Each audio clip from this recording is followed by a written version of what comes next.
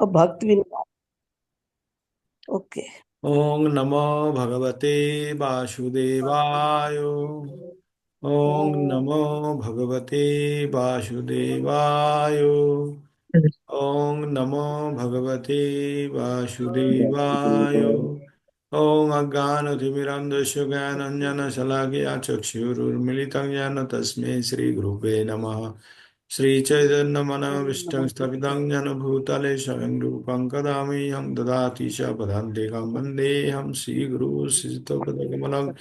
श्रीगुरान् वैष्णवांश्च श्रीरूपं सगृजातं सगण रघुनाथान्वितं तं सद्वैत सविभूतं परिजनसहितं कृष्णचैतन्यदेवं श्रीराधा कृष्णपादां च वल्ललिता श्रीविशाखान्वितं च।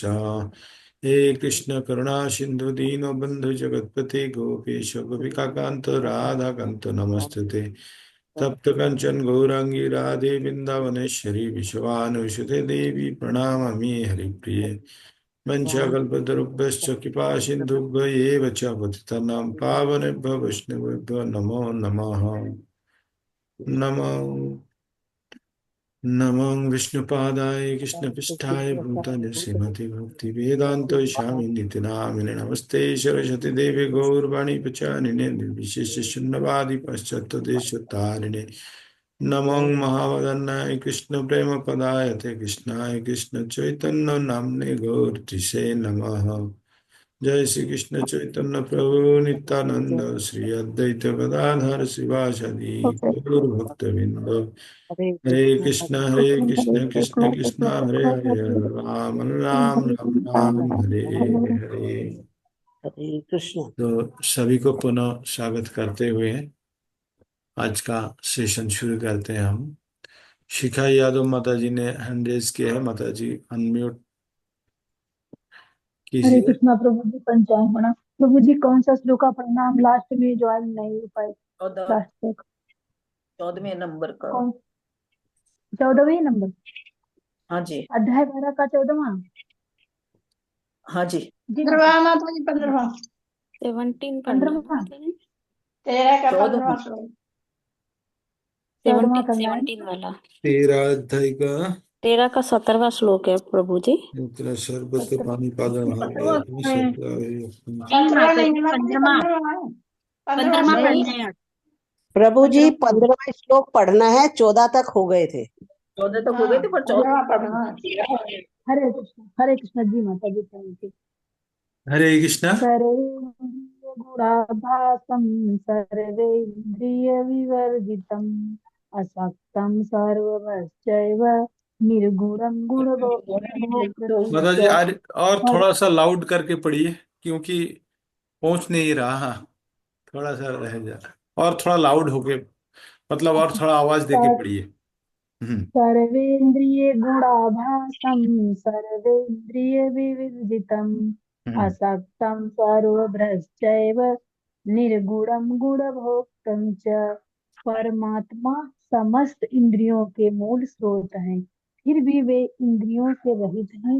वे समस्त जीवों के पालन करता होकर भी अनासक्त हैं।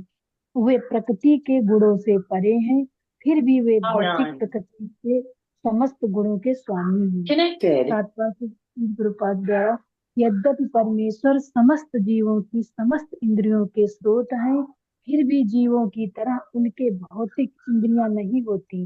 वास्तव में जीवों में आध्यात्मिक इंद्रियां होती हैं, लेकिन बद्ध जीवन में वे भौतिक तत्वों से आच्छादित रहती हैं। अतएव इंद्रिय कार्यों का प्राकृत पदार्थ द्वारा होता है। परमेश्वर की इंद्रियां इस तरह आच्छादित नहीं रहती। उनकी इंद्रियां दिव्य होती हैं, अतएव निर्गुण कहलाती हैं। गुण का अर्थ है भौतिक गुण, लेकिन उनकी इंद्रियां भौतिक आवरण से रहित होती हैं। ये समझ लेना चाहिए कि उनकी इंद्रियां हमारी इंद्रियों जैसी नहीं होती। यद्यपि वे हमारे समस्त इंद्रिय प्रभु जी कार्यों के सबको म्यूट स्रोत कर हैं, दीजिए प्लीज। लेकिन उनकी इंद्रियां दिव्य होती हैं, जो कल्प से रहित होती हैं। इस माता जी पुनः इसको म्यूट करके पठन कीजिए। म्यूट कर दिया सबको। हाँ पढ़िए माता जी। अपाण पादो जमनो ग्रहीता इस श्लोक में हुई है। भगवान के हाथ भौतिक कलमशों से ग्रस्त नहीं होते, अतएव उन्हें जो कुछ अर्पित किया जाता है उसे वे अपने हाथों से ग्रहण करते हैं। बद्ध जीव तथा परमात्मा में यही अंतर है। उनके भौतिक नेत्र नहीं होते, फिर भी उनके नेत्र होते हैं, अन्यथा वे कैसे देख सकते। वे सब कुछ देखते हैं, भूत वर्तमान तथा भविष्य। वे जीवों के हृदय में वास करते हैं और वे जानते हैं कि भूतकाल में हमने क्या किया, अब क्या कर रहे हैं और भविष्य में क्या होने वाला है। इसकी पुष्टि भगवत गीता में हुई है। वे सब कुछ जानते हैं किंतु उन्हें कोई नहीं जानता। कहा जाता है कि परमेश्वर के हमारे जैसे पांव नहीं है, लेकिन वे आकाश में विचरण कर सकते हैं क्योंकि उनके आध्यात्मिक पांव होते हैं। दूसरे शब्दों में भगवान निराकार नहीं है, उनके अपने नेत्र, पांव, हाथ सभी कुछ होते हैं। और चूंकि हम सभी परमेश्वर के अंश हैं, अतएव हमारे पास भी ये सारी वस्तुएं होती हैं, लेकिन उनके हाथ, पांव, नेत्र तथा अन्य इंद्रियां प्रकृति द्वारा कलमशग्रस्त नहीं होती। भगवत गीता से भी पुष्टि होती है कि जब भगवान प्रकट होते हैं तो वे अपनी अतरंगा शक्ति से यथारूप में प्रकट होते हैं। वे भौतिक शक्ति द्वारा कलमशग्रस्त नहीं होते, क्योंकि वे भौतिक शक्ति के भी स्वामी हैं। वैदिक साहित्य से हमें पता चलता है कि उनका सारा शरीर आध्यात्मिक है। उनका अपना नित्य स्वरूप होता है जो सच्चिदानंद विग्रह है। वे समस्त ऐश्वर्य से पूर्ण है। वे सारी संपत्ति के स्वामी हैं और सारी शक्ति के स्वामी हैं। वे सर्वाधिक बुद्धिमान तथा ज्ञान से पूर्ण है। ये भगवान के कुछ लक्षण हैं। ये समस्त जीवों के पालक हैं और सारी गतिविधि के साक्षी हैं। जहाँ तक वैदिक साहित्य से समझा जा सकता है, परमेश्वर सदैव दिव्य है। यद्यपि हमें उनके हाथ, पांव, सिर, मुख नहीं दिखते, लेकिन वे होते हैं। और जब हम दिव्य पद तक ऊपर उठ जाते हैं तो हमें भगवान के स्वरूप के दर्शन होते हैं। कलमशग्रस्त इंद्रियों के कारण हम उनके स्वरूप को देख नहीं पाते, अतएव निर्विशेषवादी भगवान को नहीं समझ सकते, क्योंकि वे भौतिक दृष्टि से प्रभावित होते हैं।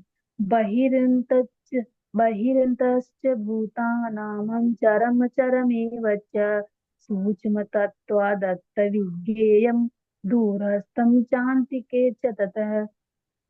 परम सत्य जड़ तथा संगम जंगम समस्त जीवों के बाहर तथा भीतर स्थित है। सूक्ष्म होने के कारण ये भौतिक इंद्रियों के द्वारा जानने या देखने से परे है। यद्यपि वे अत्यंत दूर रहते हैं, किंतु हम सबों के निकट भी हैं। तात्पर्य श्री प्रभुपाद द्वारा वैदिक साहित्य से हम जानते हैं कि परम पुरुष नारायण प्रत्येक जीव के बाहर तथा भीतर निवास करने वाले हैं। वे भौतिक तथा आध्यात्मिक दोनों ही जगतों में विद्यमान रहते हैं। यद्यपि वे बहुत दूर हैं, फिर भी वे हमारे निकट रहते हैं। ये वैदिक साहित्य के वचन हैं। आसीनु दूरम व्रजत सयानो याति सर्वतः। कठोपनिषद में 1.2.29 21। क्योंकि वे निरंतर दिव्य आनंद भोगते रहते, अतएव हम ये नहीं समझ पाते कि वे सारे ऐश्वर्य का भोग किस तरह करते हैं। हम इन भौतिक इंद्रियों से ना तो उन्हें देख पाते हैं, ना समझ पाते हैं। अतएव वैदिक भाषा में कहा गया है कि उन्हें समझने में हमारा भौतिक मन तथा इंद्रियां असमर्थ हैं, किंतु जिसने भक्ति में कृष्ण भावनामृत का अभ्यास करते हुए अपने मन तथा इंद्रियों को शुद्ध कर लिया है, वह उन्हें निरंतर देख सकता है। ब्रह्म संहिता में इसकी पुष्टि हुई है कि परमेश्वर के लिए जिस भक्त में प्रेम उपज चुका है, वह निरंतर उनका दर्शन कर सकता है। और भगवत गीता में 11.54 इसकी पुष्टि हुई है कि उन्हें केवल भक्ति द्वारा देखा तथा समझा जा सकता है। भक्त्वा त्वयन्तयः शक्यः अविभक्तं च भूतेषु विभक्तमिव च स्थिरम्।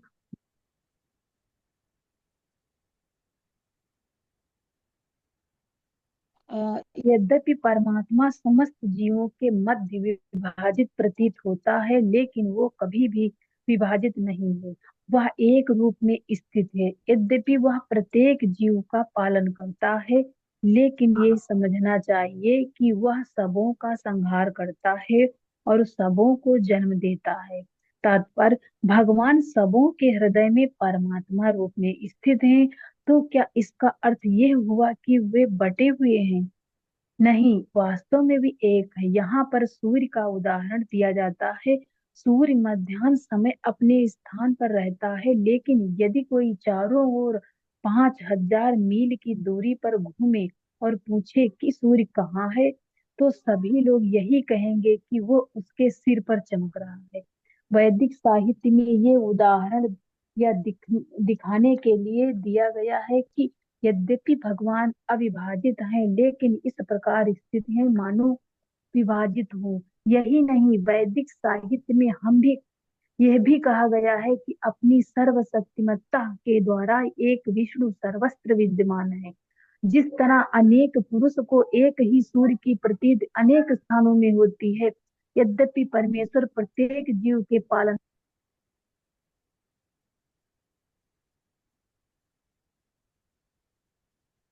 और जाते हैं। इसकी पुष्टि 11वें अध्याय में हो चुकी है, जहां भगवान कहते हैं कि वे कुरुक्षेत्र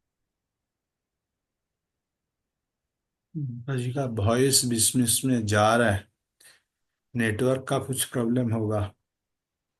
कल जैसे नारायण और संहार माता जी करता का है। बोल जब सृष्टि की जाती है तो वे सबों को मूल स्थिति से विकसित करते हैं और प्रलय के समय उन सबको निगल जाते हैं। वैदिक स्तोत्र पुष्टि करते हैं कि वे समस्त जीवों के मूल तथा सबके आश्रय स्थल हैं।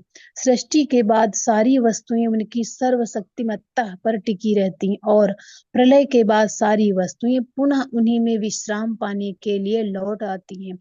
ये सब वैदिक स्तोत्रों की पुष्टि करने वाले हैं। यतो वा इमानि भूतानि जायन्ते येन जातानि जीवन्ति यत्प्रयन्त संविशन्ति तद ब्रह्मा तद विजिज्ञासवस्व। तैत्तिरीय उपनिषद 3.1 ज्योतिषामपि ज्योतिषमसः परमुच्यते ज्ञानं ज्ञेयं ज्ञानगम्यं हृदि सर्वस्तु विशिष्टितम।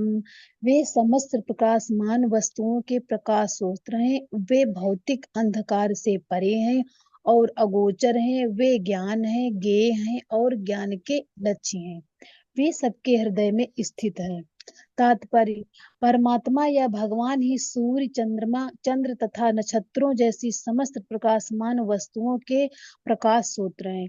वैदिक साहित्य से हमें पता चलता है कि वैकुंठ राज्य में सूर्य या चंद्रमा की आवश्यकता नहीं पड़ती, क्योंकि वहां पर परमेश्वर का तेज जो है, भौतिक जगत में वो ब्रह्म ज्योति का या भगवान का आध्यात्मिक तेज महातत्व अर्थात भौतिक तत्वों से ढका रहता है।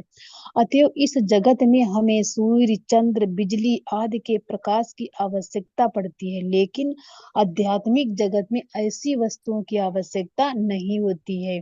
वैदिक साहित्य में स्पष्ट कहा गया है कि भगवान के प्रकाश में तेज से प्रत्येक वस्तु प्रकाशित रहती है। अतः यह स्पष्ट है कि वे इस भौतिक जगत में स्थित नहीं है। वे तो आध्यात्मिक जगत वैकुंठ लोक में स्थित हैं, जो चिन्मय आकाश में बहुत ही दूरी पर है।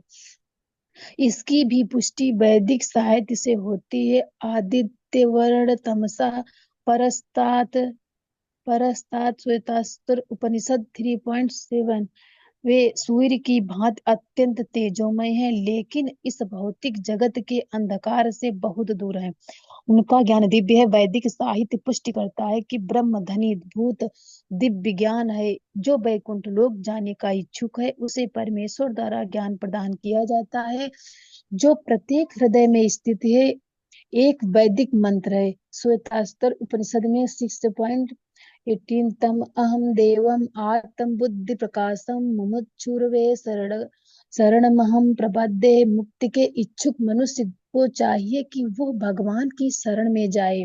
जहाँ तक चरम ज्ञान के लक्ष्य का संबंध है, वैदिक साहित्य से भी पुष्टि होती है।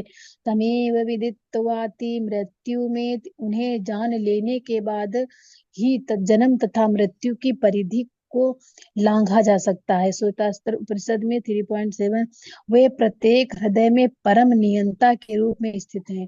परमेश्वर के हाथ पैर सर्वत्र फैले हैं, लेकिन जीवात्मा के विषय में ऐसा नहीं कहा जा सकता। अतएव ये मानना ही पड़ेगा कि कार्य क्षेत्र को जानने वाले दो ज्ञाता हैं, एक जीवात्मा तथा दूसरा परमात्मा। पहले के हाथ पैर केवल किसी एक स्थान तक सीमित एक देशीय है, जबकि कृष्ण के हाथ पैर सर्वत्र फैले हैं। इसकी पुष्टि श्वेतास्त्र उपनिषद में 3.17 इस प्रकार हुई है। सर्वस्त्र प्रभु ईशानम सर्वस्य शरणम रहत। यह परमेश्वर या परमात्मा समस्त जीवों का स्वामी या प्रभु है, अतएव वह उन सबका चरम आश्रय है। अतएव इस बात से मना नहीं किया जा सकता कि परमात्मा तथा जीवात्मा सदैव भिन्न होते हैं। इति क्षेत्रम तथा ज्ञानम ज्ञेयम चोक्तम समासतः मद्भक्तम यद्दिज्ञायम मद्धावायोपमपदते। इस प्रकार मैंने कर्म, क्षेत्र, शरीर, ज्ञान तथा ज्ञेय का संक्षेप में वर्णन किया है। इसे केवल मेरे भक्त ही पूरी तरह समझ सकते हैं और इस तरह मेरे स्वभाव को प्राप्त होते हैं। तात्पर्य, भगवान ने शरीर, ज्ञान तथा ज्ञेय का संक्षेप में वर्णन किया है। यह ज्ञान तीन वस्तुओं का है, ज्ञाता, ज्ञेय तथा जानने की विधि।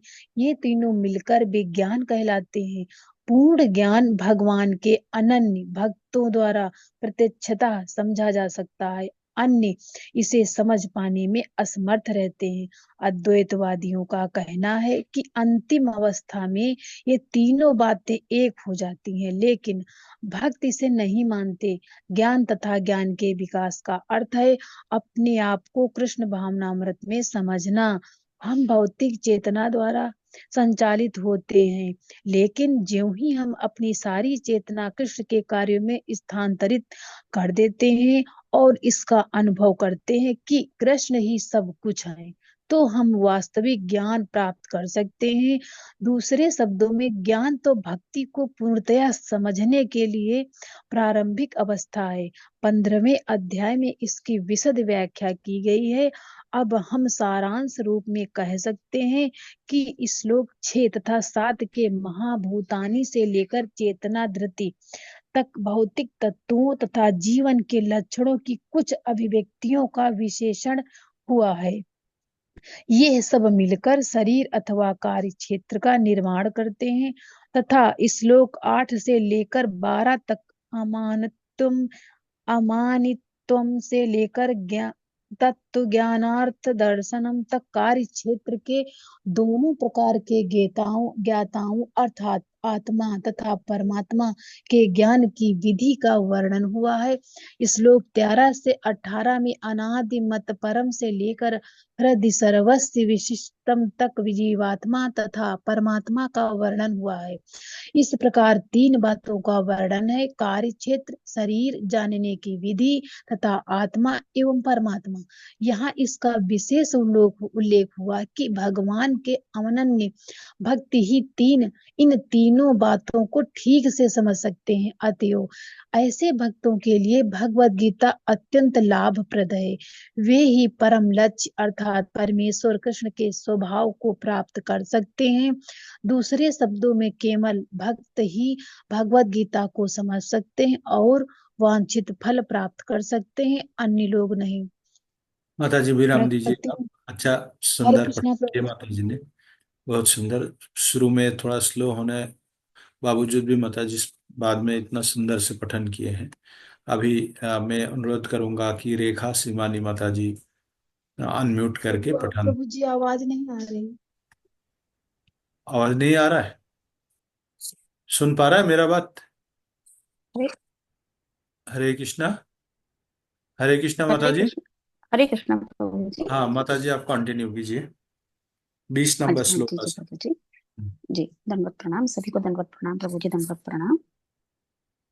प्रकृति पुरुष चैव विज्ञानादि उभावपि विकारांश च गुणांश चैव वृत्ति प्रकृति संभवान। अनुवाद एवं तात्पर्य श्रील प्रभुपाद जी के द्वारा। श्रील प्रभुपाद जी की जय।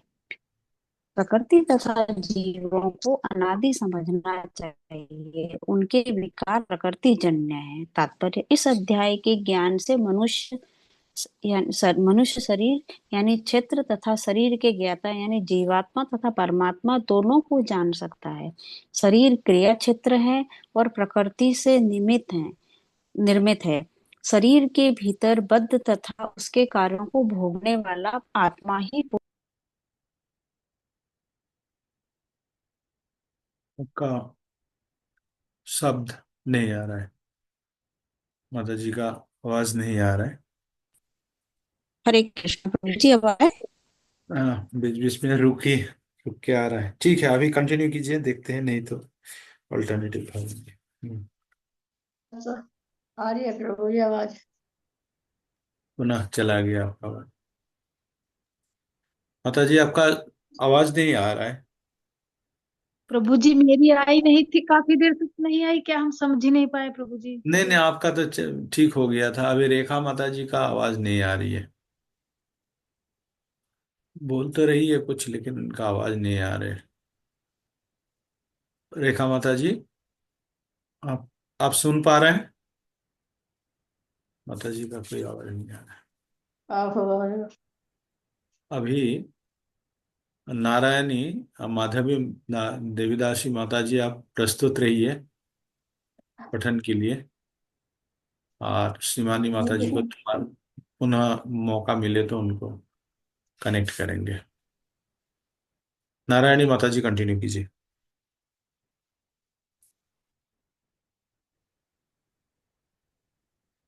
बोलो प्रभु जी। है कि जानो इतना? हाँ, कंटिन्यू कीजिए आप।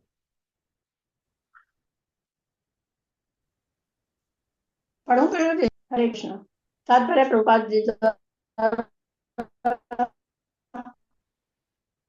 प्रभुपाद जी मनुष्य क्षेत्र तथा शरीर के ज्ञाता जीवात्मा तथा परमात्मा दोनों को जान सकता है। शरीर क्रिया क्षेत्र है और प्रकृति से निर्मित है। शरीर के भीतर बद्ध तथा उसके कार्यों का भोग करने वाला आत्मा ही पुरुष या जीव है। वह ज्ञाता है और इसके अतिरिक्त भी दूसरा ज्ञाता होता है जो परमात्मा है।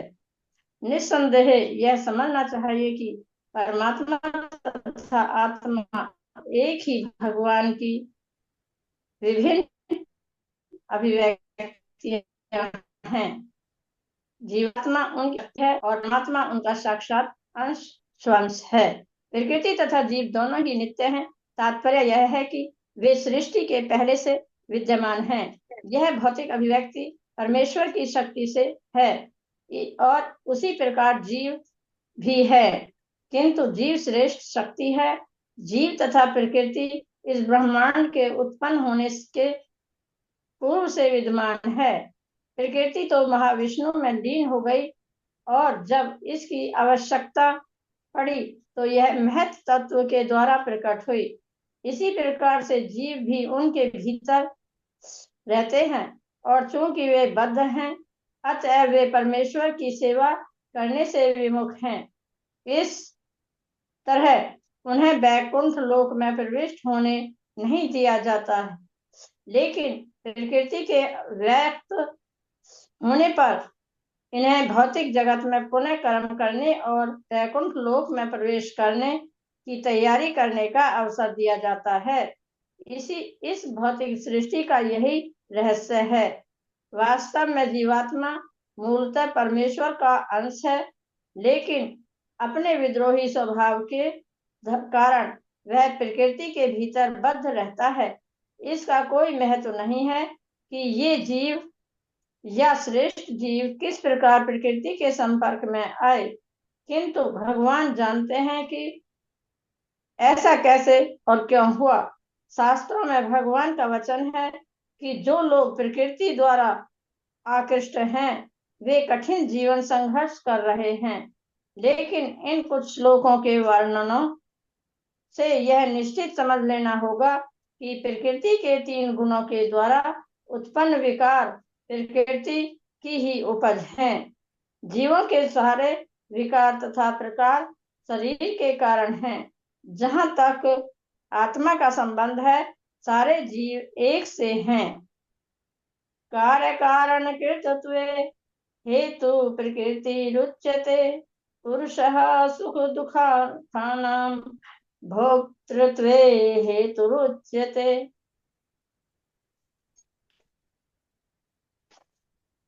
प्रकृति समस्त भौतिक कारणों तथा कार्यों परिणामों की हेतु कही जाती है और जीव पुरुष इस संसार में विविध सुख दुख के भोग का कारण कहा जाता है। तात्पर्य श्री प्रभुपाद जी द्वारा, प्रभुपाद जी की जय। जीवों में शरीर तथा इंद्रियों की विभिन्न अभिव्यक्तियां प्रकृति के कारण हैं। कुल मिलाकर 84 लाख भिन्न भिन्न योनियां हैं और ये सब प्रकृति जन्य हैं। जीव के विभिन्न इंद्रिय सुखों से ये योनियां मिलती हैं, जो इस प्रकार इस शरीर या उस शरीर में रहने की इच्छा करता है। जब उसे विभिन्न शरीर प्राप्त होते हैं तो वह विभिन्न प्रकार के सुख तथा दुख भोगता है। उसके भौतिक सुख दुख उसके शरीर के कारण होते हैं, स्वयं उसके कारण नहीं।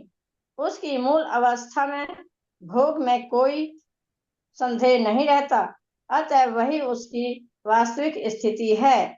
वह प्रकृति पर प्रभुत्व जताने के लिए भौतिक जगत में आता है।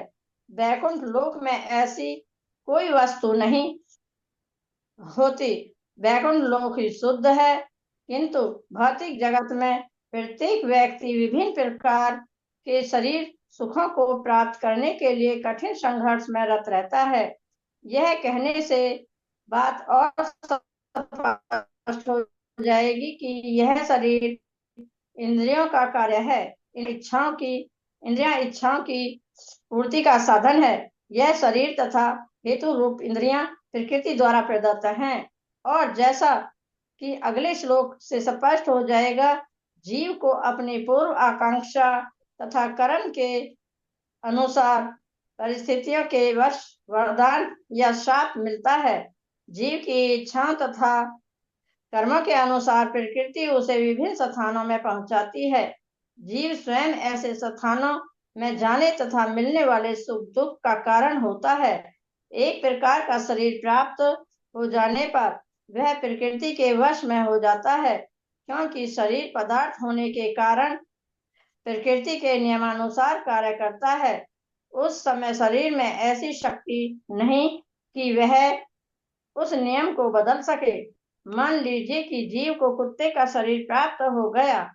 ज्यों ही वह कुत्ते के शरीर में स्थापित किया जाता है, उसे कुत्ते की भांति आचरण करना होता है। वह अन्यथा आचरण नहीं कर सकता।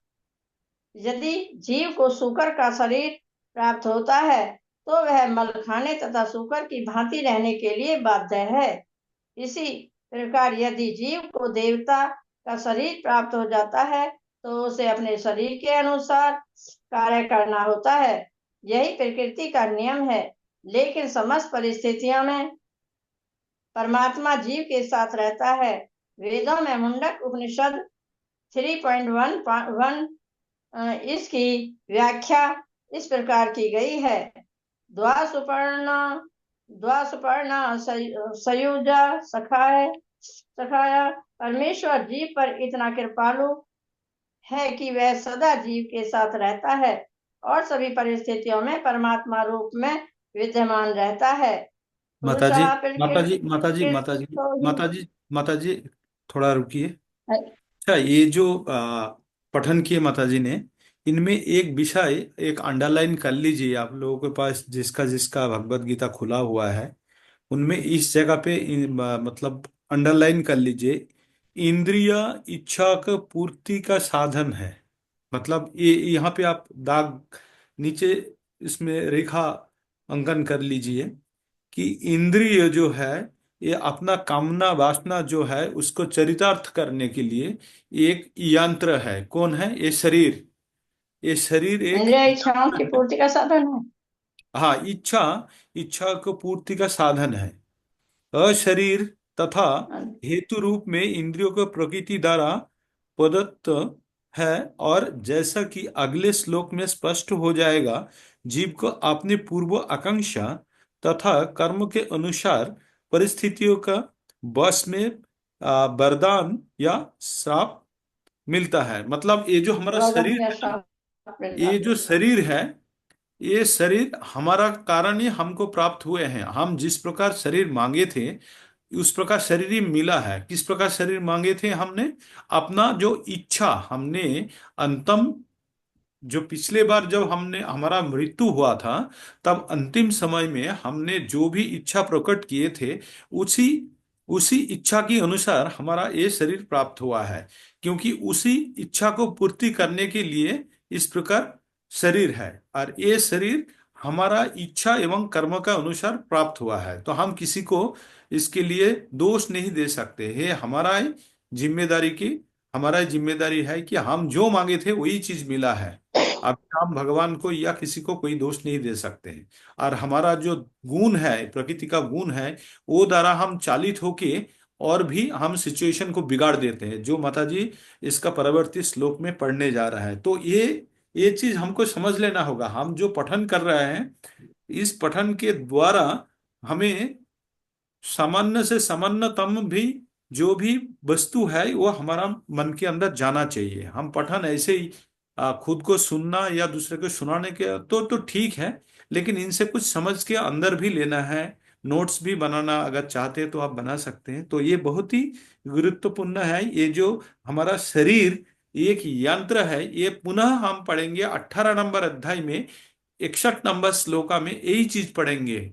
ईश्वरः सर्वभूतानां हृदयेशे अर्जुन तिष्ठति भ्रामयन् सर्वभूतानि जंत्रो अडूढ़ानि मायाया। माया का जंत्र में बैठा के भगवान एक प्राणी से दूसरा प्रजाति में हमको भ्रमण कराते हैं, वो भी हम पढ़ेंगे। तो माता जी अभी पुनः आप पठन शुरू कीजिए। 22 नंबर बहुत ही इंपॉर्टेंट श्लोका है। ये 22 नंबर श्लोका जो है बहुत ही इंपॉर्टेंट है। आप सबको बोल रहा हूँ कि अच्छा, मुझे मैं ये पूरा पूछ रही थी बोलिए माता जी। मैं ये पूछ रही थी क्या, हाँ, इच्छाओं के ऊपर तो होता है हमारा जन्म, लेकिन कर्म भी है इसमें शामिल, माता जी इच्छा और कर्मों एक के अनुसार। एक अच्छा, इसके लिए मैं एक उदाहरण देता हूँ। जैसे ये जो सारा साल के लिए आप एक कपड़ा खरीदते हैं, जो कपड़ा पूरा साल भर पहनते हैं, ठीक है ना। मान लीजिए हाँ जी। पहला बैसाख है, जो बैसाख महीना का पहला दिन है, उस दिन आप एक कपड़ा खरीदते हैं और वो कपड़ा पूरा साल भर पहनते हैं। फिर दूसरा, उस साल का जब अंत होने वाला होता है, तब दोबारा आप एक कपड़ा खरीदते हैं। समझ गए? इतना दूर तक समझ गए? तो हर हाँ हाँ साल में पहला बैसाख से हम एक कपड़ा खरीद के पूरा साल भर पहनते हैं, है ना। अभी हाँ तो जी। हमको वो कपड़ा खरीदेंगे जो कपड़ा अभी हम पहने हुए हैं। इसी प्रकार अगर कपड़ा खरीदना है तो इस कपड़ा का दाम मान लीजिए 1,000 रुपया लगा था, ठीक। तो कम से कम हमको हम्म 1,000 रुपया कमाना होगा, तभी जो वर्तमान कपड़ा है उसी प्रकार का एक कपड़ा मिल जाएगा, हमको खरीदने को मिलेगा, है ना। हाँ जी, लेकिन हाँ जी। 1,000 रुपया से कम रुपया का अगर कपड़ा खरीदा है हमने, कमाई किया है, उपार्जन किया है, तो हमको इससे कम दाम वाला कपड़ा मिलेगा, है ना। हमारा पास तो उपार्जन हम्म नहीं है, तो हाँ जी, कम हाँ दाम जी। वाला मिलेगा।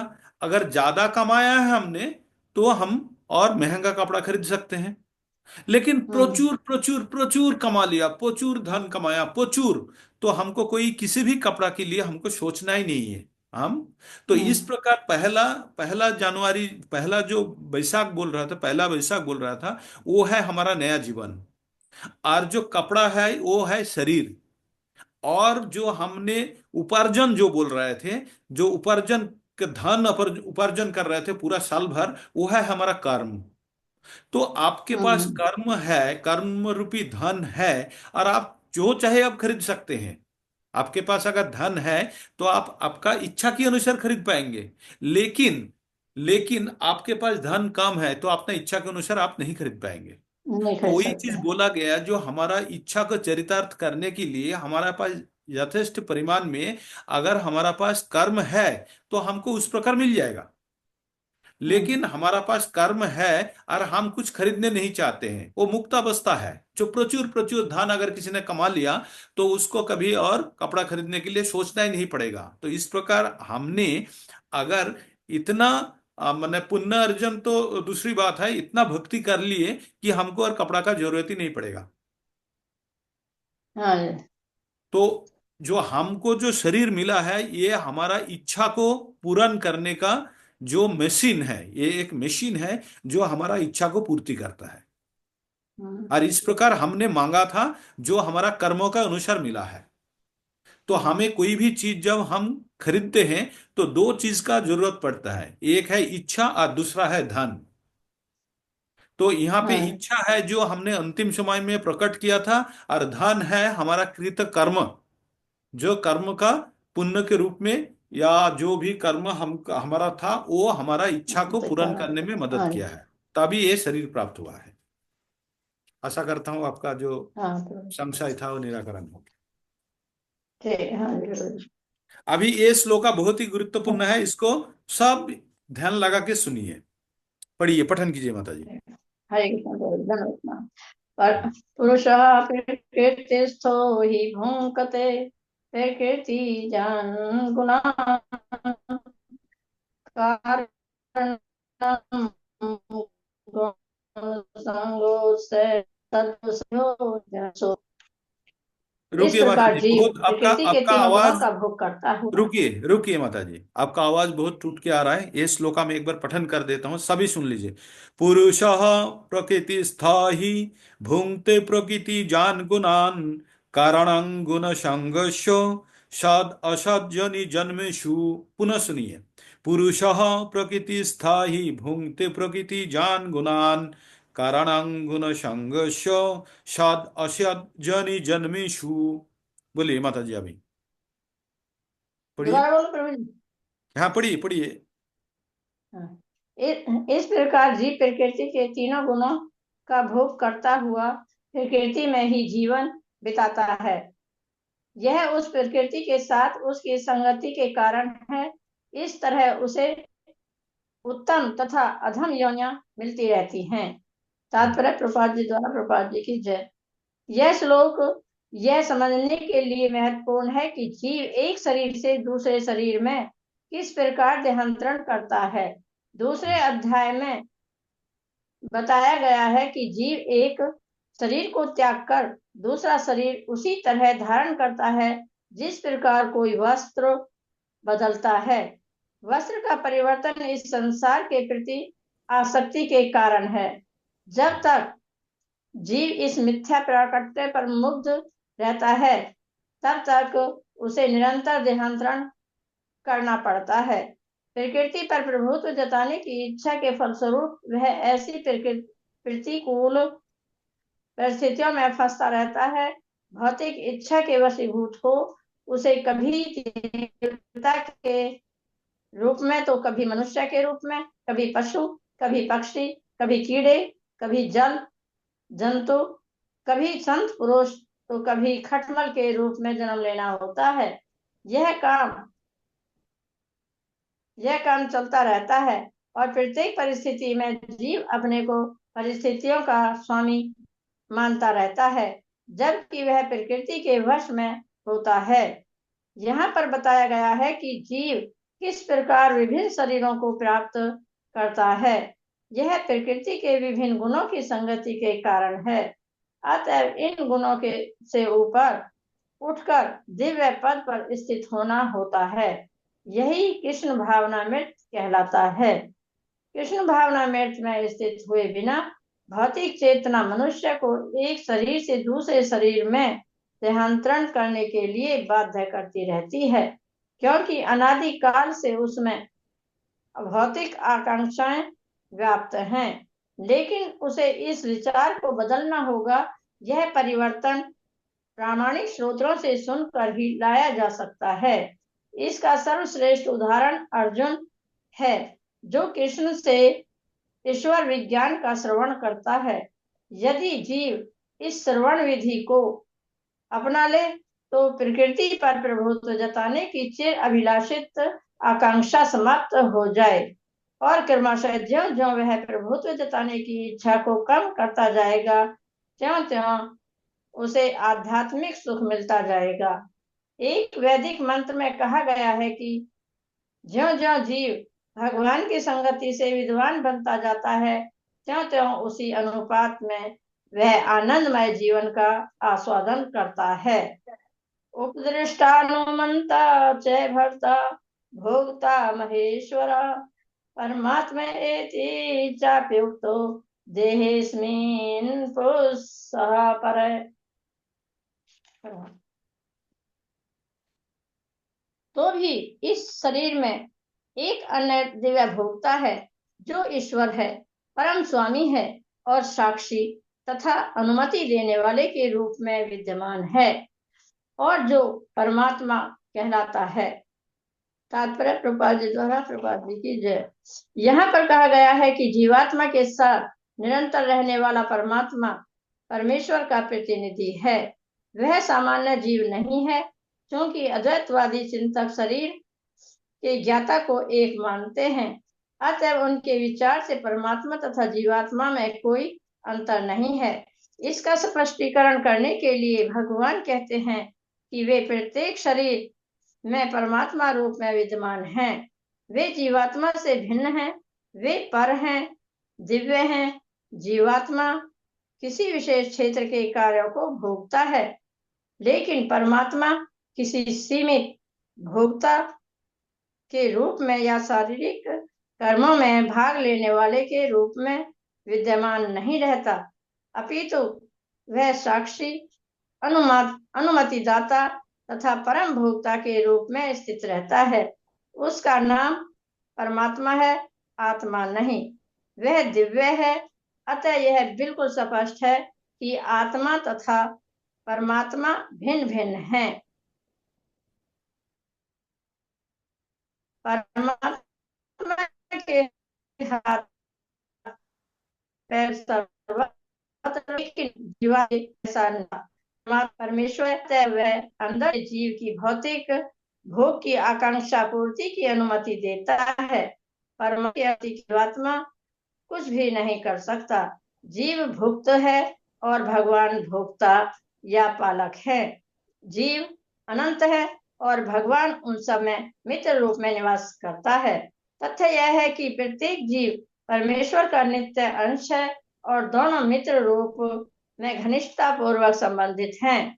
लेकिन जीव में परमेश्वर के आदेश को अस्वीकार करने की प्रकृति पर प्रभुत्व जताने के उद्देश्य से स्वतंत्रता पूर्वक कर्म करने की प्रवृत्ति पाई जाती है। चूंकि उसमें यह प्रवृत्ति होती है, अतः वह परमेश्वर की तटस्थ शक्ति कहलाता है।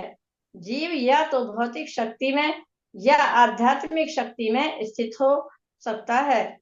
जब तक वह भौतिक शक्ति द्वारा बद्ध रहता है, तब तक परमेश्वर मित्र रूप में परमात्मा की तरह उसके भीतर रहते हैं, जिससे उसे आध्यात्मिक शक्ति में वापस ले जा सकें। भगवान उसे आध्यात्मिक शक्ति में वापस ले जाने के लिए सदैव उत्सुक रहते हैं, लेकिन अपनी अल्प स्वतंत्रता के कारण निरंतर आध्यात्मिक प्रकाश की संगति ठुकराता है। स्वतंत्रता का यह दुरुपयोग ही बद्ध प्रकृति में उसके भौतिक संघर्ष का कारण है। अतः भगवान निरंतर बाहर तथा भीतर से आदेश देते रहते हैं। बाहर से वे भगवत गीता के रूप में उपदेश देते हैं और भीतर से वे जीव को यह विश्वास दिलाते हैं कि भौतिक क्षेत्र में उसके कार्यकलाप वास्तु के लिए अनुकूल नहीं है। उनका वचन है, इसे और मेरे प्रति श्रद्धा करो, तभी तुम सुखी होंगे।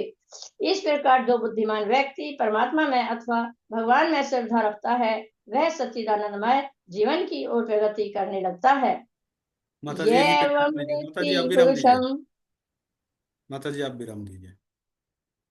बहुत सुंदर पठन किया माता जी ने।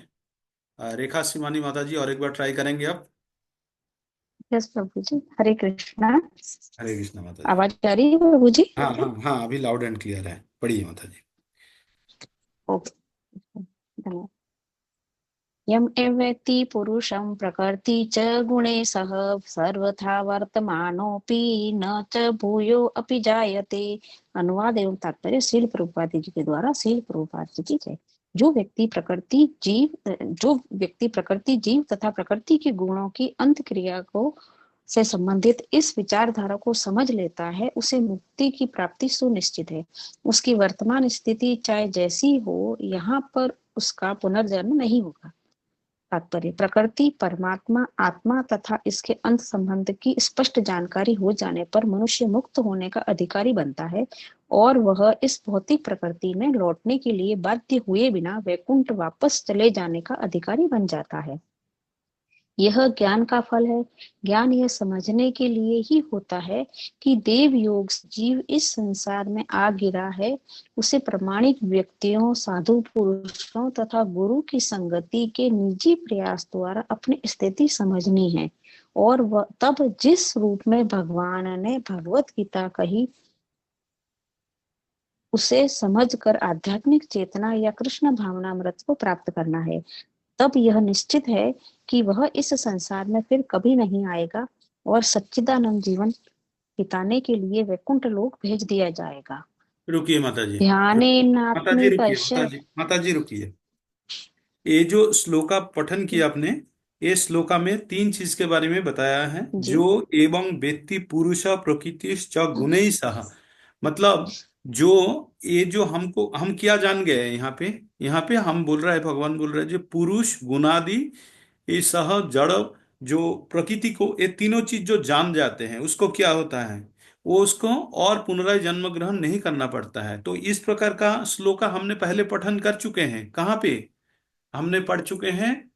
4 नंबर अध्याय में 9 नंबर श्लोका में, जन्म कर्म च में दिव्यम एवं जो व्यक्ति तत्ततः तक्ता देहं पुनर्जन्म नैति मामेति स अर्जुन। पढ़े है ना? जो भगवान का जन्म और कर्म के बारे में हमने जो जान गया, उसके बाद उसको ये देह त्यागने के बाद पुनराय उसका जन्म ग्रहण नहीं करना पड़ता है। तो इस प्रकार यहाँ पे भी फिर पुनः वही चीज बोला जा रहा है। जो एवं व्यक्ति, व्यक्ति मतलब जान लेना, व्यक्ति जो एवं व्यक्ति पुरुष प्रकृति च गुणैः सह, मतलब वहां पे क्या भगवान के बारे में इंडिविजुअली भगवान का जन्म कर्म के बारे में बताया था। अभी ये जो प्रकृति एवं पुरुष, ये भगवान का, दोनों ही भगवान का अंश है। वही चीज इसका बीच में बोला है। तीनों चीज, तीनों शक्ति का, भगवान का तीनों शक्ति होता है। एक अंतरंगा शक्ति होता है जो अल्लादीनी शक्ति या राधा रानी का रूप में बताया जाता है। दूसरा होता है बहिरंगा शक्ति जो हमारा माया देवी द्वारा, दुर्गा देवी द्वारा ये जो 40 जगत है। और हम जो जीव है ये है तटस्थ शक्ति। तट मतलब होता है जो पानी एंड जो जमीन है उनका बीच का जो जायगा है, जहाँ पे समंदर का लहरें आते हैं लेकिन वहां पे रुकता नहीं है, फिर पुनः आते चले जाते हैं, वो जगह को बोलते हैं तट, जहाँ पे दोनों का मिलन हो रहा है। तो हम जो जीव है ये है जो बहिरंगा शक्ति एंड अंतरंगा शक्ति का बीच का लाइन है।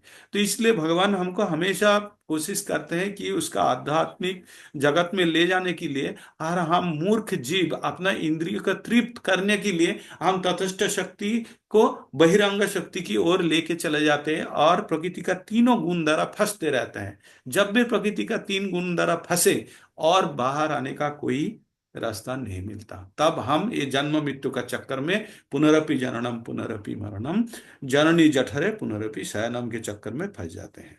ठीक है, तो ये जो चैप्टर चल रहा है ना, बहुत ही एक एक श्लोका के ऊपर आपने पूरा दिन भर बिता सकते हैं, इतना महत्वपूर्ण है। एक एक लाइन करके आप लोग पठन कीजिए और इसका रस आस्वादन कीजिए।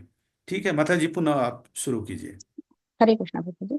ध्यानेन मनि पश्यन्ति केचिदात्मानमात्मना अन्ये साख्येन योगेन कर्म योगेन चापरे। कुछ लोग परमात्मा को ध्यान के द्वारा अपने भीतर देखते हैं। लोग ज्ञान के अनुसंधान के द्वारा ऐसे हैं जो निष्काम कर्म योग द्वारा देखते हैं। तात्पर्य भगवान अर्जुन को बताते हैं कि यहाँ जहाँ तक मनुष्य द्वारा आत्म साक्षात्कार की खोज का प्रश्न है, बद्ध जीवों को श्रेणियां हैं। बद्ध जीवों की 2 श्रेणियां हैं। जो लोग नास्तिक, अज्ञेयवादी या संशयवादी है, वे आध्यात्मिक ज्ञान से विहीन हैं, किंतु अन्य लोग जो आध्यात्मिक जीवन संबंधी अपने ज्ञान के प्रति श्रद्धावान हैं, वे आत्मदर्शी भक्त, दार्शनिक तथा निष्काम कर्म योग्य कहलाते हैं। जो लोग सदैव अद्वैतवाद की स्थापना करना चाहते हैं, उनकी भी गणना नास्तिकों एवं अजेयवादियों में की जाती है। दूसरे शब्दों में केवल भगवत भक्त ही आध्यात्मिक ज्ञान को प्राप्त होते हैं, क्योंकि वे समझते हैं कि इस प्रकृति से परे वैकुंठ लोक तथा भगवान है, जिसका विस्तार परमात्मा के रूप में प्रत्येक व्यक्ति में हुआ है और जो सर्वव्यापी है। निसंदेह कुछ लोग ऐसे भी हैं जो ज्ञान के अनुशीलन के द्वारा भगवान को समझने का प्रयास करते हैं। इन्हें श्रद्धावानों की श्रेणी में गिना जाता है। सांख्य दार्शनिक इस भौतिक जगत का विश्लेषण 24 तत्वों के रूप में करते हैं और वे आत्मा को 25वां तत्व मानते हैं। जब वे आत्मा की प्रकृति को भौतिक तत्वों से परे समझने में समर्थ होते हैं, तो वे भी इससे समझ जाते हैं कि आत्मा के ऊपर भगवान है और वह 26वां तत्व है। इस प्रकार वे क्रमशः कृष्ण भावनामृत की भक्ति के स्तर तक पहुंच जाते हैं। जो लोग निष्काम भाव से कर्म करते हैं, उनकी भी मनोवृत्ति सही होती है। उन्हें कृष्ण भावनामृत में भक्ति के पद तक बढ़ने का अवसर दिया जाता है। यहाँ पर यह कहा गया है कि कुछ लोग ऐसे होते हैं जिनकी चेतना शुद्ध होती है और वे ध्यान द्वारा परमात्मा को खोजने का प्रयत्न करते हैं, और जब वे परमात्मा को अपने अंदर खोज लेते हैं तो वे दिव्य पद को प्राप्त होते हैं। इसी प्रकार अन्य लोग हैं जो ज्ञान के अनुशीलन के द्वारा परमात्मा को जानने का प्रयास करते हैं। कुछ ऐसे भी हैं जो हठयोग द्वारा अपने बालकों जैसे क्रियाकलाप द्वारा भगवान को प्रसन्न करने का प्रयास करते हैं। अन्ये त्वमेव मजानन्त सूर्वातनेभ्य हरे कृष्ण। उपासते। क्या हुआ माता जी? प्रभु जी, अजयवादी किसे कहते हैं? हाँ, अजयवादी अद्वैतवादी एक्चुअली अजयवादी यहाँ जरा का ना दूसरी लाइन में अजयवादी ये सेकंड लाइन में है प्रभु। अजयवादियों में की जाती है। एक मिनट, सेकंड लाइन में है प्रभु जी। नास्तिकों इनकी गणना अद्वैतवाद की नास्तिक। स्थापना भगवान अर्जुन को बोला अज्ञ ज्ञान लाभ अनुसंधान बद्ध जीव को दो श्रेणी में, एक है नास्तिक और अज्ञवादी एवं अजयवादी। अज्ञवादी। ज्ञान मतलब अज्ञा, जो ज्ञानहीन है और अपना जो सीमित बुद्धि द्वारा जो अपना विचार को व्यक्त करने का, ग मतलब जो जानते हैं, अज्ञ मतलब जो जानता नहीं है, वो जो विचार देते हैं। माता जी, जो ज्ञानी होता है ज्ञान, तो अज्ञ मतलब जो ज्ञान नहीं है जिसका, और वो जो विचार देते हैं नास्तिक मतलब जो बिल्कुल भगवान को विचार विश्वास नहीं करते, और अज्ञवादी जिसका ज्ञान नहीं है वो भी एक विचार देने का प्रयास करते हैं, एवं संदेहवादी जिसका संदेह है। तारा सर्वतो में तत्व ज्ञान सुनना, इनका कोई ज्ञान का बेस ही नहीं है। हाँ, यही तो वही अच्छा। चीज तो बता रहा था मैंने। 25 नंबर श्लोका का है ना जो। यस प्रभु जी। हाँ, जरूरी नहीं है ना ये, जैसे वे जो आत्मदर्शी नास्तिक और दार्शनिक तथा अज्ञेयवादी, निष्काम कर्म अज्ञेय योग्य जिसका कहलाते हैं। ज्ञान नहीं, माता जी, अज्ञेयवादी। हाँ, अद्वैतवाद की स्थापना करना चाहते हैं, उनकी और भी गणना नास्तिकों एवं अजयवादियों में की जाती है। अजयवादी ये मतलब भी जिसका है। ज्ञान नहीं है, जिसका ज्ञान नहीं है। अच्छा, जिसमें क्या? हाँ, तो ये हिंदी में यहाँ पे लिखा अजयवादी, और यहाँ पे दूसरा जगह पे अज्ञा मतलब जिसका ज्ञान नहीं है, हाँ, उसी को ठीक ही है प्रभु। उसी को ही प्रकाश किया है। अज्ञानी हाँ, समझ लो अज्ञानी ना। अज्ञानी अज्ञानी अज्ञानी है, हाँ, अज्ञानी है। ठीक ठीक है। ठीक, हरे माता जी कृष्ण पढ़ो। प्रभु जी। अच्छा, कंटिन्यू और एक चीज का तत्व के बारे में बताया गया जो मैं बोलने चाह रहा था लेकिन बीच में छूट गया। एक अद्वैतवाद है, अद्वैतवाद हाँ है, एक है द्वैतवाद है। और तो हमारा चैतन्य महाप्रभु ने जो दिया है ये है, ये जो सूत्र है ये है द्वैतवाद। द्वैत अद्वैत भेदाभेद, अचिंतो भेदाभेद बोला, अचिंतो भेदाभेद। ठीक है। तो ये द्वैत मतलब ईश्वर एवं परमेश्वर, परमेश्वर एवं आत्मा दोनों एक है, कौन बोलता है? जो अद्वैतवादी, वो क्या बोलता है? अद्वैतो स्वाध्याय मतलब दो अलग अलग नहीं है। किसके हिसाब में? अद्वैतवादी के हिसाब में वो बोलता है आत्मा एंड परमात्मा सेम है। लेकिन जो द्वैतवादी है वो बोलते हैं आत्मा एवं परमात्मा अलग है। तो चैतन्य महाप्रभु ने जो भी हमको जो सिद्धांत दिया है उसको बोलते हैं अचिंतो भेदा भेद। भेद है और है भी नहीं। भेद किस प्रकार है? संख्या में है। जैसे परमात्मा बहुत विभु है, बहुत बड़ा है, लेकिन आत्मा बहुत छोटा है, ये है अलग। दोनों का संख्या में अलग है। जैसे मान लीजिए परमात्मा है समंदर, क्वांटिटी में अलग है और क्वालिटी में सेम है, एक जैसे। क्वालिटी में सेम है, क्वांटिटी में अलग है। जैसे समंदर का पानी, हाँ समंदर जी। का जल और आपका मतलब होम्योपैथी बूंद। का जो छोटा बोतल होता है ना, उसके अंदर जो हाँ। पानी है बराबर होगा, दोनों का टेस्ट सब कुछ बराबर होगा। लेकिन वहां पे जहाज चल सकते हैं, वहां पे तूफान आ सकते हैं, वहां पे लहरें आ सकते हैं, वहां पे ज्वार होता हो सकता है, भाटा हो सकता है। लेकिन वो जो होम्योपैथी का जो शीशी में थोड़ा सा रखे हैं उसमें कुछ हाँ जी, नहीं हाँ। होगा, लेकिन दोनों का उसमें कुछ टेस्ट नहीं। बराबर है। तो इसी प्रकार परमात्मा एंड आत्मा का दोनों का गुण है एक, लेकिन संख्यागत में अलग है। तो यही है अचिंत भेदाभेद तत्व। ठीक है। तो ये भी ठीक है। अंदर एक बार विश्लेषण करना था। तो उसके बाद पठन कीजिए माता जी, जो आप कंटिन्यू कर रहे थे। हरे कृष्ण जी। अन्यतेव मजानन्त श्रुत्वान्येभ्य उपासते ते अपि चाति तरन्तेव मृत्युश्रुति परायणा। ऐसे भी लोग हैं जो यद्यपि आध्यात्मिक ज्ञान से अवगत नहीं होते हुए भी अन्यों से परम पुरुष के विषय में सुनकर उनकी पूजा करने लगते हैं। ये लोग भी प्रामाणिक पुरुषों से श्रवण करने की मनोवृत्ति होने के कारण जन्म तथा मृत्यु के पथ को पार कर जाते हैं। तात्पर्य यह श्लोक आधुनिक समाज पर विशेष रूप से लागू होता है, क्योंकि आधुनिक समाज में आध्यात्मिक विषयों की शिक्षा नहीं दी जाती। कुछ लोग नास्तिक प्रतीत होते हैं तो कुछ अजैववादी तथा दार्शनिक, लेकिन वास्तव में ये इन्हें दर्शन का कोई ज्ञान नहीं होता। जहां तक सामान्य व्यक्ति की बात है, यदि वह पुण्यात्मा है तो श्रवण द्वारा प्रगति कर सकता है, और यह श्रवण विधि अत्यंत महत्वपूर्ण है। आधुनिक जगत में कृष्ण भावनामृत का उपदेश करने वाले भगवान चैतन्य ने श्रवण पर अधिक बल दिया है, क्योंकि यदि सामान्य व्यक्ति प्रमाणिक स्रोतों से केवल श्रवण करे तो वह प्रगति कर सकता है। विशेषतः चैतन्य महाप्रभु के अनुसार यदि वह हरे कृष्ण कृष्ण कृष्ण हरे हरे हरे राम राम राम हरे हरे दिव्य ध्वनि को सुने। इसीलिए कहा गया है कि सभी व्यक्तियों को सिद्ध पुरुषों से श्रवण करने का लाभ उठाना चाहिए और इस तरह क्रम से प्रत्येक वस्तु को समझने में समर्थ बनना चाहिए। तब निश्चित रूप से परमेश्वर की पूजा हो सकेगी। भगवान चैतन्य महाप्रभु ने कहा है कि इस युग में मनुष्य को अपना पद बदलने की आवश्यकता नहीं है, अपितु उसे चाहिए कि वह मनोधार्मिक तर्क द्वारा परम सत्य को समझने के प्रयास को त्याग दे। उसे उन व्यक्तियों का दास बनना चाहिए जिन्हें परमेश्वर का ज्ञान है। यदि कोई इतना भाग्यशाली हुआ कि उससे शुद्ध भक्त की शरण मिल सके और वह उससे आत्म साक्षात्कार के विषय में श्रवण करके उनके पद चिन्हों पर चल सके, तो उसे क्रमशः शुद्ध भक्त का पद प्राप्त हो जाता है। इस श्लोक में श्रवण विधि पर विशेष रूप से बल दिया गया है और यह सर्वथा उपयुक्त है।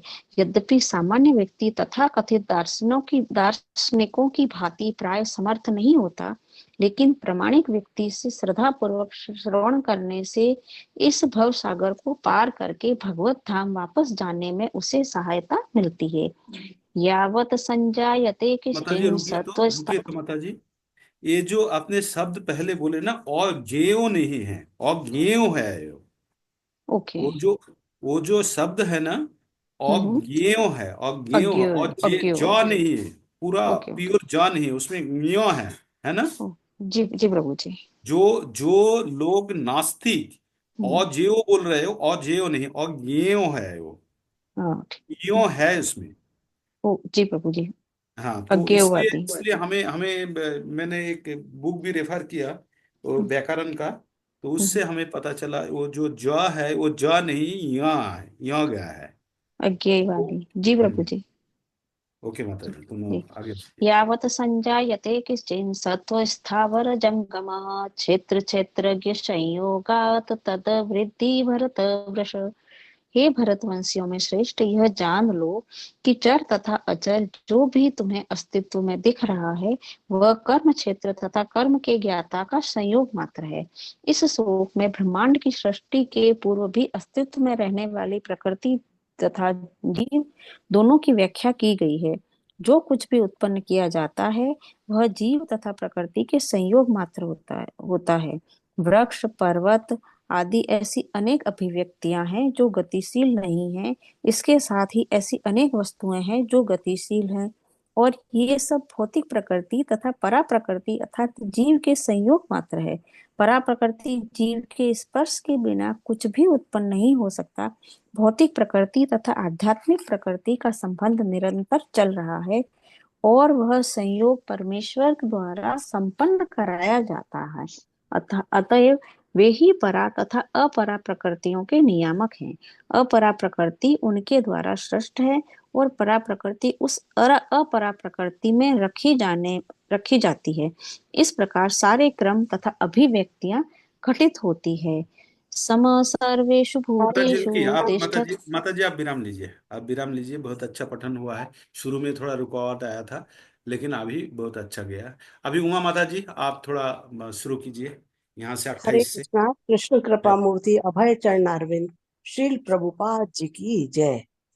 समम सर्वेषु भूतेषु तिष्ठन्तं परमेश्वरं विनश्यत विनश्य विनश्यत विनश्यत स्वविनश्यन्तं यः पश्यति स पश्यति। जो परमात्मा को समस्त शरीरों में आत्मा के साथ देखता है, और जो यह समझता है कि इस नश्वर शरीर के भीतर न तो आत्मा न ही परमात्मा कभी भी विनष्ट होता है, वही वास्तव में देखता है। श्रील प्रभुपाद जी के द्वारा तात्पर्य। जो व्यक्ति सत्संगति से तीन वस्तुओं को शरीर, शरीर का स्वामी या आत्मा तथा आत्मा के मित्र को एक साथ संयुक्त देखता है, वही सच्चा ज्ञानी है।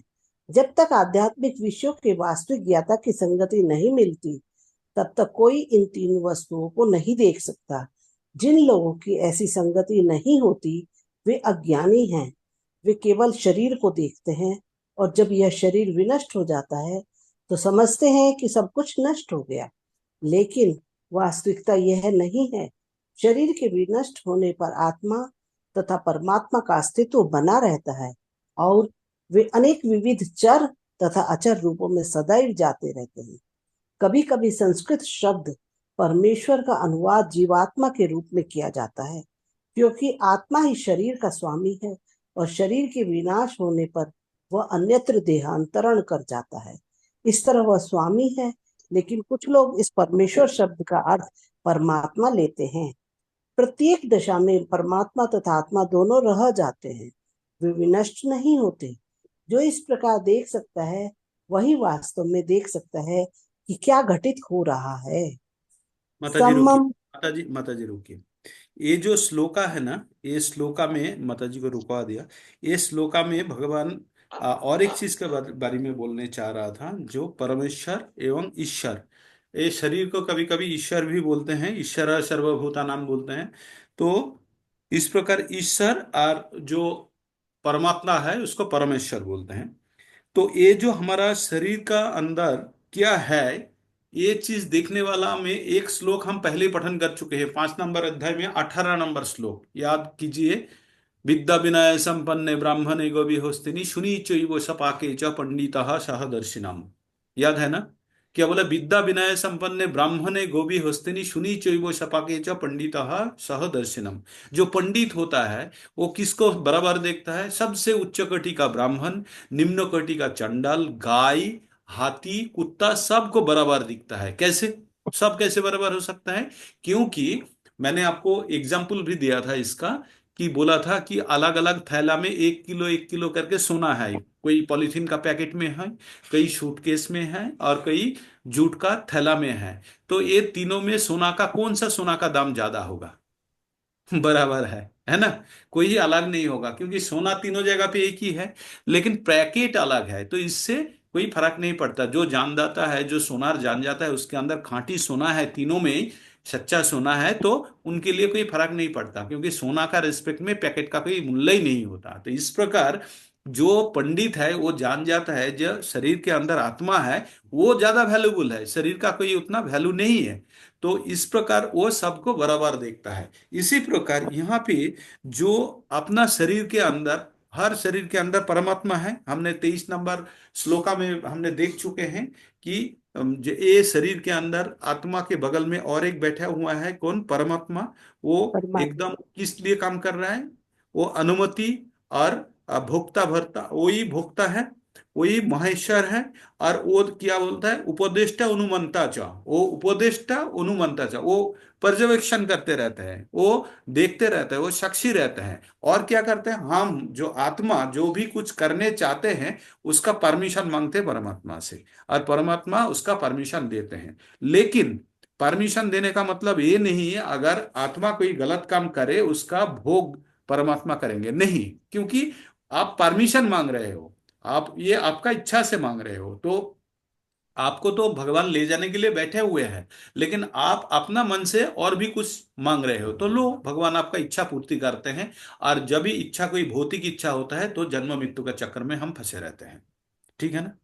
ठीक है माता जी, आगे आगे ले जाइए आप। प्रभु जी, इसमें गीता में एक और उदाहरण दिया हुआ है कि जब भगवान की वो पता चल जाता है गुणों का, और जो असली भक्त होगा वो लोह और कांचन सोने में भी उसको हम्म। कोई वो नहीं होता भेद कि ये लोहा है, ये मिट्टी है और ये स्वर्ण है। हाँ, उसको बोलते हैं समोलष्टाश्म कांचन। हाँ जी। समोलष्टाश्म कांचन मैंने वो तीनों चीज को बराबर देखता है। जो शरीर का तत्व के बाहर सोचता है उसके लिए मिट्टी का ढेला, पत्थर और सोना तीनों सोना बराबर है। बराबर है। हाँ, बराबर लगता है। समोलष्टाश्म कांचन।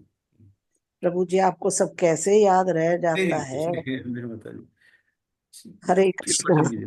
हरे कृष्ण, जय श्री समम प्रभुपाद। पश्चिन्न सर्वत्र समवस्थितम ईश्वरम न हिन्यस्त्यात्मानात् आत्मनम ततो याति पराम गतिम। जो व्यक्ति परमात्मा को सर्वत्र तथा प्रत्येक जीव में समान रूप से वर्तमान देखता है वह अपने मन के द्वारा अपने आप को भ्रष्ट नहीं करता। इस तरह वह दिव्य गंतव्य को प्राप्त करता है। तात्पर्य: जीव अपना भौतिक अस्तित्व स्वीकार करने के कारण अपने आध्यात्मिक अस्तित्व से पृथक स्थित हो गया है, किंतु यदि वह यह समझता है कि परमेश्वर अपने परमात्मा स्वरूप में सर्वत्र स्थित है, अर्थात यदि वह भगवान की उपस्थिति प्रत्येक वस्तु में देखता है, तो वह विघटनकारी मानसिकता से अपने आप को नीचे नहीं गिराता, और इसलिए वह क्रमशः वैकुंठ लोक की ओर बढ़ता जाता है। सामान्यतः मन इंद्रिय तृप्तिकारी कार्यों में लीन रहता है, लेकिन जब वही मन परमात्मा की ओर उन्मुख होता है तो मनुष्य आध्यात्मिक ज्ञान में आगे बढ़ जाता है। प्रकृत्यैव च कर्माणि क्रियमाणानि सर्वशः यः पश्यति तथात्मानं कर्तारं च पश्यति। जो यह देखता है कि सारे कार्य शरीर द्वारा संपन्न किए जाते हैं, जिसकी उत्पत्ति प्रकृति से हुई है, और जो देखता है कि आत्मा कुछ भी नहीं करता, वही यथार्थ में देखता है। तात्पर्य: यह शरीर परमात्मा के निर्देशानुसार प्रकृति द्वारा बनाया गया है, और मनुष्य के शरीर के जितने भी कार्य संपन्न होते हैं वे उसके द्वारा नहीं किए जाते। मनुष्य जो भी करता है वह सुख के लिए करे या दुख के लिए, वह शारीरिक रचना के कारण उसे करने के लिए बाध्य होता है, लेकिन आत्मा इन शारीरिक कार्यों से विलग रहता है। यह शरीर मनुष्य को पूर्व इच्छाओं के अनुसार प्राप्त होता है। इच्छाओं की पूर्ति के लिए शरीर मिलता है, जिससे वह इच्छानुसार कार्य करता है। एक तरह से शरीर एक यंत्र है जिसे परमेश्वर ने इच्छाओं की पूर्ति के लिए निर्मित किया है। इच्छाओं के कारण ही मनुष्य दुख भोगता है या सुख पाता है। जब जीव में यह दिव्य दृष्टि उत्पन्न हो जाती है तो वह शारीरिक कार्यों से पृथक हो जाता है। जिसमें ऐसी दृष्टि आ जाती है वही वास्तविक दृष्टा है। यदा भूत पृथक भावम् एकम स्थम अनुपश्यति तत एव सविस्तारम ब्रह्म संपद्यते तदा। जब विवेकवान व्यक्ति विभिन्न भौतिक शरीरों के कारण विभिन्न स्वरूपों को देखना बंद कर देता है और यह देखता है कि किस प्रकार से जीव सर्वत्र फैले हुए हैं, तो वह ब्रह्म बोध को प्राप्त होता है। तात्पर्य, जब मनुष्य यह देखता है कि विभिन्न जीवों के शरीर उस जीव की विभिन्न इच्छाओं के कारण उत्पन्न हुए हैं और वे आत्मा से किस तरह संबद्ध नहीं हैं, तो वह वास्तव में देखता है देहात्म बुद्धि के कारण हम किसी को देवता, किसी को मनुष्य, कुत्ता, बिल्ली आदि के रूप में देखते हैं। यह भौतिक दृष्टि है, वास्तविक दृष्टि नहीं है। यह भौतिक भेदभाव देहात्म बुद्धि के कारण है। भौतिक शरीर के विनाश के बाद आत्मा एक रहता है। यही आत्मा भौतिक प्रकृति के संपर्क से विभिन्न प्रकार के शरीर धारण करता है। जब कोई इसे देख पाता है तो उसे आध्यात्मिक दृष्टि प्राप्त होती है। इस प्रकार जो मनुष्य, पशु, ऊंच नीच आदि के भेदभाव से मुक्त हो जाता है, उसकी चेतना शुद्ध हो जाती है और वह अपने आध्यात्मिक स्वरूप में कृष्ण भावनामृत विकसित करने में समर्थ होता है। तब वह वस्तुओं को जिस रूप में देखता है उसे अगले श्लोक में बताया गया है। अनादित्वात् निर्गुणत्वात् परमात्मा अव्ययः शरीरस्थोऽपि कौन्तेय न करोति न लिप्यते। शाश्वत दृष्टि संपन्न लोग यह देख सकते हैं कि अविनाशी आत्मा दिव्य, शाश्वत तथा गुणों से अतीत है। हे अर्जुन, भौतिक शरीर के साथ संपर्क होते हुए भी आत्मा न तो कुछ करता है और न लिप्त होता है। तात्पर्य, ऐसा प्रतीत होता है कि जीव उत्पन्न होता है क्योंकि भौतिक शरीर का जन्म होता है, लेकिन वास्तव में जीव शाश्वत है, वह उत्पन्न नहीं होता और शरीर में स्थित रहकर भी वह दिव्य तथा शाश्वत रहता है। इस प्रकार वह विनष्ट नहीं किया जा सकता। वह स्वभाव से आनंदमय है, वह किसी भौतिक कार्य में प्रवृत्त नहीं होता। अतएव भौतिक शरीरों के साथ उसका संपर्क होने से जो कार्य संपन्न होते हैं वे उसे लिप्त नहीं कर पाते। यथा सर्वगतं सौक्ष्म्यादाकाशं नोपलिप्यते सर्वत्रावस्थितो देहे तथात्मानोपलिप्यते। यद्यपि आकाश सर्वव्यापी है, किंतु अपनी सूक्ष्म प्रकृति के कारण किसी वस्तु से लिप्त नहीं होता। इसी तरह ब्रह्म दृष्टि में स्थित आत्मा शरीर में स्थित रहते हुए भी शरीर से लिप्त नहीं होता। तात्पर्य, वायु, जल, कीचड़, मल तथा अन्य वस्तुओं में प्रवेश करती है, फिर भी वह किसी वस्तु से लिप्त नहीं होती। इसी प्रकार से जीव विभिन्न प्रकार के शरीरों में स्थित होकर भी अपने सूक्ष्म प्रकृति के कारण उनसे पृथक बना रहता है। अतः इन भौतिक आंखों से यह देख पाना असंभव है कि जीव किस प्रकार शरीर के संपर्क में है और शरीर के विनष्ट हो जाने पर वह उससे कैसे विलग हो जाता है। कोई भी विज्ञानी इसे निश्चित नहीं कर सकता। यथा प्रकाश्यत्येकः कृतस्नं लोकमिमं रवि क्षेत्रं क्षेत्री तथा कृतस्नं प्रकाश्यति भारत। हे भरतपुत्र, जिस प्रकार सूर्य अकेले सारे ब्रह्मांड को प्रकाशित करता है, उसी प्रकार शरीर के भीतर स्थित एक आत्मा सारे शरीर को चेतना से प्रकाशित करता है। तात्पर्य, चेतना के संबंध में अनेक मत है। यहाँ पर भगवत गीता में सूर्य तथा धूप का उदाहरण दिया गया है। जिस प्रकार सूर्य एक स्थान पर स्थित रहकर ब्रह्मांड को आलोकित करता है, उसी तरह आत्मा रूप सूक्ष्म कण शरीर के हृदय में स्थित रहकर चेतना द्वारा सारे शरीर को आलोकित करता है। इस प्रकार चेतना ही आत्मा का प्रमाण है।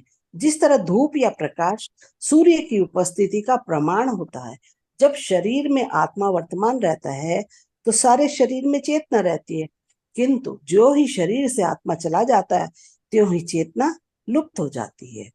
इसे बुद्धिमान व्यक्ति सुगमता से समझ सकता है। अतएव चेतना पदार्थ के संयोग से नहीं बनी होती, यह जीव का लक्षण है। जीव की चेतना यद्यपि गुणात्मक रूप से परम चेतना से अभिन्न है, पर किंतु परम नहीं है, क्योंकि एक शरीर की चेतना दूसरे शरीर से संबंधित नहीं होती है।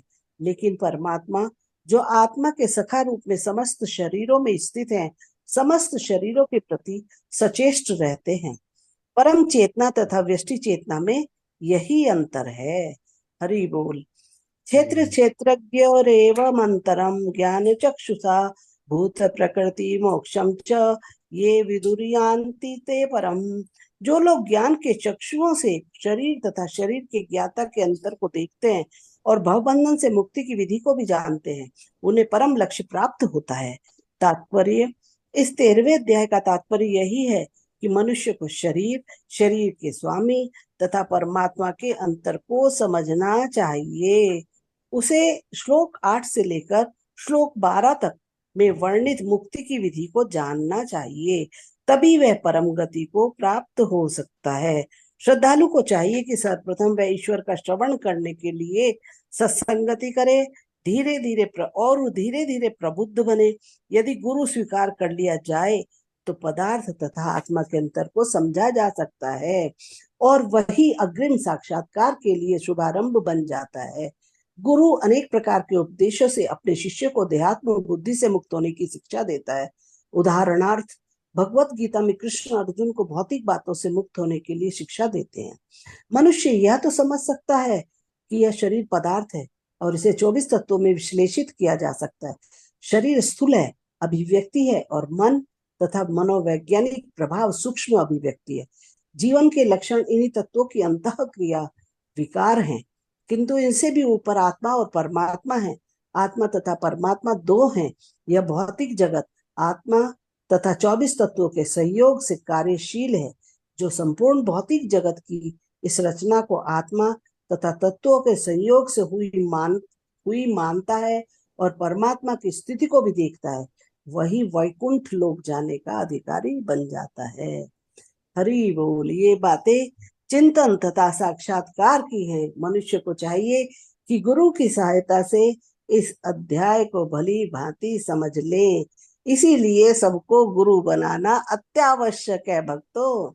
इस प्रकार श्रीमद् भगवत गीता के 13वें अध्याय प्रकृति, पुरुष तथा चेतना का भक्ति वेदांत तात्पर्य पूर्ण हुआ। हरे कृष्णा। हरे कृष्णा कृष्ण कृष्ण हरे कृष्णा। हरे राम राम राम। तो हमारा 13th चैप्टर भी आज खत्म हो गया। तो ये 13th चैप्टर जो है ये ज्ञान योग का शुरुआत है ना। हमने पढ़ लिए कर्म योग, पढ़ लिए 1 से 6 तक, और 7 से 12 तक हमने भक्ति योग भी पढ़ लिए। और हम अभी ज्ञान योग के बारे में पढ़ रहे हैं। जो हमने कर्म योग से परेशान होके भक्ति योग में आके भक्ति योग में स्थिर होने के लिए जो मन स्थिर किया है, उस मन स्थिति को और शक्तिशाली बनाने के लिए ज्ञान योग किया ज्ञान हमारा ऊपर बरसाया जाएगा, और इसी ज्ञान के जरिए हम और अपना भक्ति योग में स्थित रहेंगे। तो यही है इसका उद्देश्य। और हमको ये जो चैप्टर बीते जा रहा है, आपको हर वक्त लगता नहीं ये चैप्टर कितना गुरुत्वपूर्ण है और कितना इनके अंदर कितना सुंदर सुंदर ज्ञान भरा बातें हुआ है जो हमको, हाँ, ज्ञान भरा हुआ है, जो सुन के या इसको उपलब्धि करके हमारा विकास घटाना चाहिए। तो वही है। इसी प्रकार आप भी ये जो हम यहाँ तो पठन कर लेते हैं। आज सबको मैं अनुरोध करूंगा कि आप पुनः इसको लाइन बाय लाइन समय निकाल के 1 घंटा समय निकाल के पठन करें, तो अवश्य इसमें पढ़ा लाभान्वित था होंगे। प्रभु। तो मुझे एक इसे बताना